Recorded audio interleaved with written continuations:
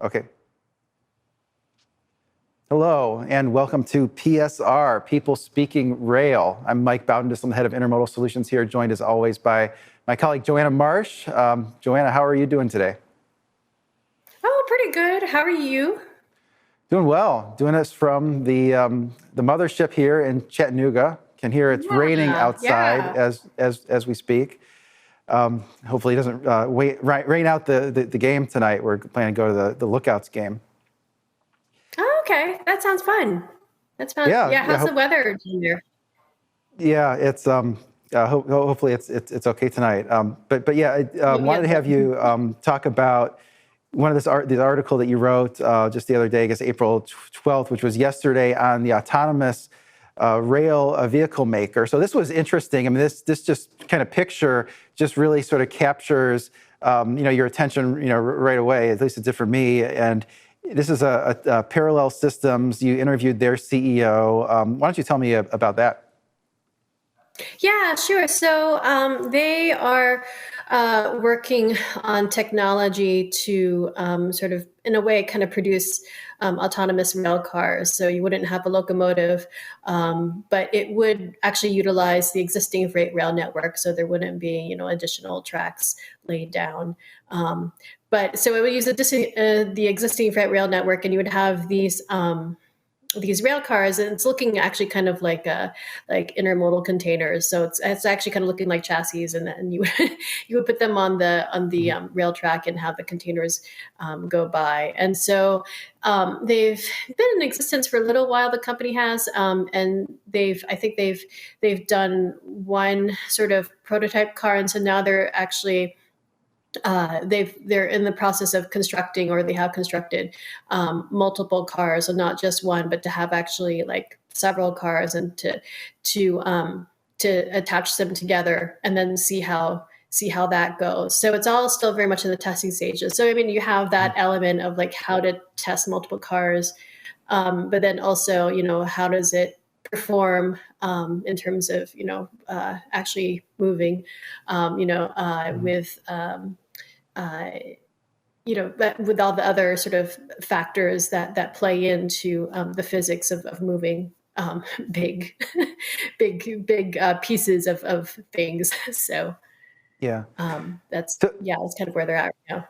so interesting. So still in the testing phase, and sort of when you look at that picture where you have the sort of the two pads, and you sort of have an intermodal container, and I guess you have them stacked too high in the picture, and then they're on kind of like two separate kind of pads. It seems like on either end of the intermodal container, and no locomotive. Is there enough torque from those from those autonomous rail cars, sort of without having a locomotive, that you can move something very heavy? I know that you said in your article that they're starting with intermodal, which tends to be the lighter, type of freight in general. But were there any sort of weight requirements there that it could only be just certain types of freight? Yeah, I think they're probably, that's probably the research that they're conducting, or at least, Hmm. I mean, that will have to be factored in as as the project progresses. If they don't have an immediate answer now, obviously it'll have to be looked at some point down the line. So I don't really have a clear answer on that, but obviously it's something that you would they would look at. And plus, because they were talking about how, or he was talking about how you have the intermodal moves, and then of course the sort of an alternative to trucking, particularly in lanes where rail might not be as an attractive option for rail currently, Hmm. but you Hmm. still theoretically could do rail. So maybe shorter moves. Um, and uh, and and so yeah, you'd have to figure in uh, what sort of goods would be moved back and forth within those intermodal containers. So Hmm. obviously, like checking out different weight sizes, or not weights, but just um, Yeah, that's one of the yeah. things that stood out to me from your article, was that the company is focusing on taking sort of trucks off the road and not competing with rail intermodal as it is now. And I think that's important because, you sort of look at a picture like that, or sort of just even the concept of autonomous freight trains. There you see it again. Is like, well, I can see why the railroads might like that. I can also see why the unions, wouldn't like that if it was something that could potentially be taking away other railroad jobs. They're talking about things in your article. You're talking about like Oakland to Reno wouldn't have any intermodal volume there today, kind of too short haul to really make the economics, work. But did your contact there at Parallel Systems talk anything about, sort of potential pushback from unions, or how they would eventually negotiate that issue? Yeah, we didn't really talk about that necessarily, but I feel like that's something that might, even if we did talk about it, I feel like it's he would say that it's something that's a little too far down the road. I was trying to get more of um, an idea of timelines and in terms of like when you would actually might see this deployed, and it seems like he was kind of saying it's really too soon to tell, because you have they have to do their own testing with their multiple cars, and then of course they have to modify things, and then after they do that, then they have to go to Pueblo, Colorado, which is where a lot of the railroad testing is done through the industry, and do the tests there, and then of course then you have to demonstrate it someplace, and so and then you have to get approval from the federal government to actually run these things, and so it's like it's a multi-tiered process, and so he kind of didn't give a date, and I think. Of course, I could be wrong, but it's my impression that it's not something that's going to happen the next year or two. So, I think, in terms of whether there would be any pushback from the unions, it would be further down the line. That hopefully, I mean, I don't know. Hopefully, at some point, there might be some sort of more clarity in terms of how the unions and the railroads kind of deal with this technology issue that isn't going away anytime soon. So. Gotcha. So it's very much a prototype. We're not going to see it next week. Yeah. With Yeah. that, want to bring up our infographic. We have a blue infographic that our graphics team put together. They do lots of kind of good graphics there, and really, so this one. Tell me if you think this directly contradicts the article that you wrote. So two-person crews become law in Ohio. So Governor of Ohio put this into place, and recently signed a bill requiring freight crews of at least two people. Now we know that the two-person cruise is required right now by union contracts. Potentially, it could change if the union agreements changed, but I'm not anticipating that. Now, the FRA, the organization that regulates the railroad safety, had hearings that you reported on when they were talking about, potentially having a nationwide law that required the two-person crews, and that would just, in my mind, create another barrier to make it difficult to have a one-person crew. And so, what did you think about this this development? Mandating two-person crews in Ohio, and if you had to guess, do you think that two-person crews are going to be, with us for the foreseeable future? Yeah, it's probably for the foreseeable future in terms of like, in the near term. I think I think it's always going to, unless things drastically change. I think it's always going to be in the back of the railroad industry's mind. Not that like a railroad industry is like an entity of a person, but like kind of in the back of the mind that are there other options, and then because you also do have the question of what will the future of railroading look like in terms of like, will you, on one hand, it probably is good to have two-person crews, because you have someone kind of who can serve functions that that one person, it's too much for one person to do. But on the other hand too, it's like will there, how hard will it be to find who are the next generation of railroaders. Not to say that that there isn't going to be, there's always going to be people filling the ranks, but like how many people will be around to fill the ranks, and I think so. I think yeah, I mean, kind of given the changing demographics and sort of the changing sort of shifting of sort of workplace not attitudes, but just sort of like expectations.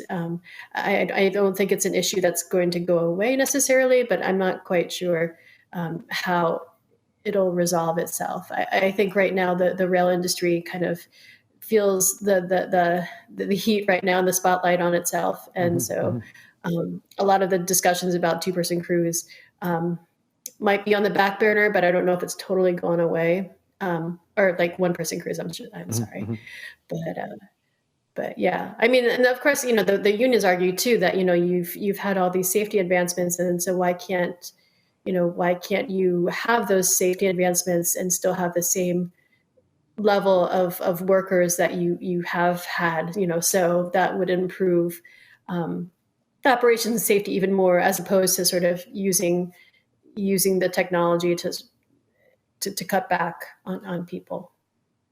So I don't know. In other Yeah, I words. mean, my guess is that we don't see one-person crews anytime soon. I think it's going to be two-person crews for the foreseeable future. I think there's just too much focus right now on safety, and I think there seems to be, the trend is that there's just more barriers to getting to one-person crews. If you think about this law in Ohio as being a barrier, the FRA as being a barrier, the unions are not something that they're going to concede on.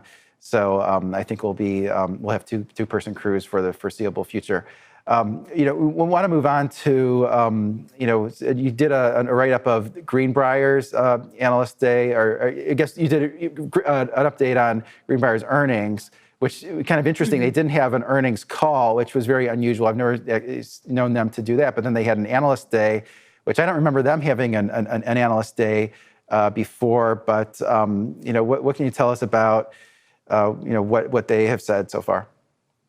Yeah. So I confess I haven't been able to fully listen to the analyst days. I'm not 100%, so but my impression is kind of based on a release that they wrote about the analyst day, and as well as two research notes from two investment firms, is that Greenbrier has been producing rail cars, and several months ago they added sort of a leasing unit, or kind of, if they didn't have one before, then they strengthened it, the leasing arm to their business, and it sounds like they're trying to I don't want to say expand, but further support that leasing arm in a way. I guess probably as a way to kind of diversify who they are as a company. And so I think, so there's a push to expand that leasing activity, and so it's something that could be talked about more in the future, in subsequent earnings calls or whatever announcements they make. Yeah, I think that tends to be the trend. I mean, if you have a stock chart of Greenbrier, and it just sort of shows. I mean, they make every rail car type there is. There you see the Greenbrier is in the darker line, and then the lighter blue line is the S&P 500. So it hasn't been a great 5-year return, but those tend to be pretty volatile just because the rail car manufacturing industry is so volatile. Given that at any point in time there's one rail car type that tends to really be in demand. It seems like right at the moment most rail car types are actually in demand, and lease rates seem to be going up. And there's some exceptions to that, like center beam cars. I don't know if we're going to build a lot of houses with interest rates continuing to rise, but in a lot of cases, I mean, it seems like there's enough, at least sufficient demand out there. But I think you describe it pretty well, that this company is maybe going to look a little bit more like Trinity Industries, which is kind of the most similar company that manufactures cars for companies that want to buy them, but they also build a lot of cars for their own lease fleet, which provides their sort of stable revenue stream. So we'll continue to watch that one, and I have to go back and look at their analyst call as well. I wanted to ask you, I mean, what other stories are you writing about? I think you were doing something on the American Chemistry Council that they were not happy with the rail service. Oh, yeah. So, Are they ever? well, that's a question, all shippers, that's sort of the frenemies dynamic between the shippers and the rails. So, Mhm. so the American Chemistry Council came out with a report today, kind of. They had surveyed their membership in January, looking at rail service in the second half of the year compared with the first half of the year, and I think it was about like 77% of them said rail service was about the same or worse. I think majority of that percentage said the same. So I guess that's better than than worse, but yeah. So that was one of the key takeaways from rail anyway, and it also talked a little bit about embargoes as well, and how Mhm. I believe a majority of the companies who had been surveyed had been affected by embargoes during the year 2022 at some point. And of course, from their view, the embargoes weren't really necessarily an effective way to address the rail service backups that have been occurring. But of course, that's Mhm. a shipper view. Um, the report, I'm writing it up. I didn't focus as much on it, but it does also talk about truck transportation and how the maritime transportation, how that has been going along. And I think, as an overall supply chain, um, so not just rail, but the other pieces too, that the chemical shippers did see some service improvement from the first half of the year to the second half of the year. So there's that. I am actually also adding in that story a little blurb about so the USDA Agricultural Marketing Service produces a weekly grain transportation Mhm. report, Mhm. and they noted that according to service metrics that are provided by the Class One railroads to the Surface Transportation Board. Um, some of the service metrics were mixed in the first quarter of this year, and so even though grain carloads are down, Mhm. due in part to the bad weather. Mhm. Um, I think origin. There are still some service issues in terms of origin times, or just not not being uh, service not being as timely as it could be. But there have been some other improvements as well. So I said that it was mixed, and so and that was of course for grain for the first quarter. It's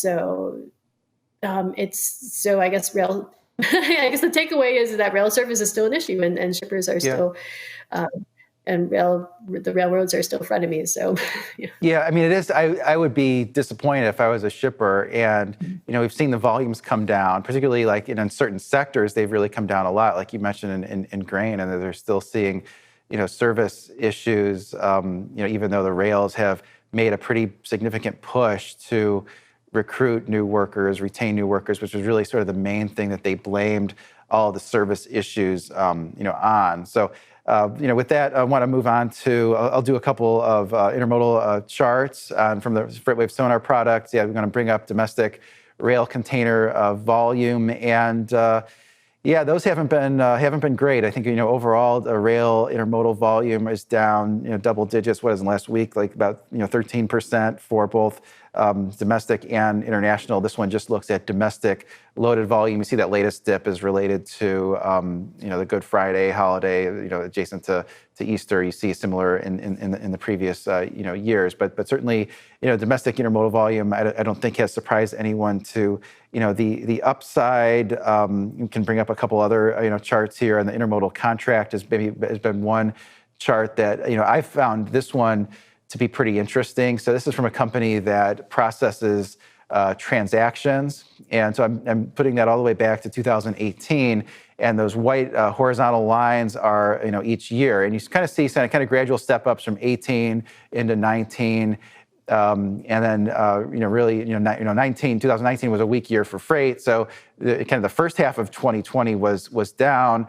The second half of 2020, up, sort of following the tightness in the truckload market, but then strong peak season at the end of 2020, and that kind of 2 consecutive years where intermodal stepped up, intermodal contract rates stepped up, and I should mention these exclude fuel surcharges. So up double digits from 2020 to 2021, up double digits again from 2021 to 2022. Now they seem to be going back down, the other way. The latest, data point, if I just look at it on a year-over-year basis, that $1.66 in red, so that's down. Let's call it, 17 or 18%, year over year. And now is the time when more of these intermodal contracts, start to roll over. Kind of in the first half of this year, most of them get, repriced by, let's say, May or June. So it's coming down from a high level. We'll see how low those go, if they go all the way back to pre-pandemic levels. My sort of guess is that it stays above pre-pandemic levels, just because the costs have risen in many different ways, labor, et cetera. So certainly, I think the shippers are getting a little bit of a break, on top of the fact that diesel prices are down, very significantly the last 3 quarters. I'll bring up another intermodal chart here. So this is the intermodal, what we call in Sonar, our intermodal contract savings index. And so what we do here is the data team looks at transactions that were processed in a particular week, both in for a 5-digit origin destination pair. So same 5-digit origin, same 5-digit destination for truckload and for intermodal, includes fuel surcharges for both modes, because that's a big part of the intermodal savings is the lower fuel surcharges. And then we just look at the spread of those. And oftentimes it's the same, unique shipper that's moving both truckload and intermodal from the same origin to the same destination, really sort of the same facility. And so if you eliminate all those variables and say sort of how much cheaper is intermodal, and right at the moment, 9.72%, which is the low end of the range, the range is about 9% to over 20%. You tend to think of intermodal as being about 10 to 15% cheaper. So it is kind of at the lower end of that historical, range. And so it says to me, a couple of things. One of those things is that truckload rates tend to move before intermodal rates, and more intermodal contracts will get repriced on a quarterly basis. Intermodal does tend to be annual, tends to be sort of first half of the year. So I think that means that intermodal is coming down as further to fall. And also when I look at that sort of 9.72 and think, well, the shippers have made a bigger push here recently to strengthen their supply chains, not have the supply chain issues that they've seen the past few years. Even if it means paying a little bit more for freight transportation, I think shippers, particularly I'm thinking about some of the CPG companies that I follow for the CPG newsletter, they're placing more importance on service. And so that 9.72, I mean, let's call it 10%, it just doesn't seem like it's enough to entice a lot of shippers to use rail intermodal if they're not using it already. I think they're concerned about what they think of as being service issues, where to serve service issue to a CPG company is having those goods at the retailer on time and in full. So maybe that's not terribly bullish for intermodal, but that's kind of what we're seeing in FreightWaves Sonar. So with that, you have about a minute and a half left. What are you working on for the next week? What can we look forward to on site? Yeah, well, first off, I actually believe that the rail earnings are coming up again. I know that several have said that.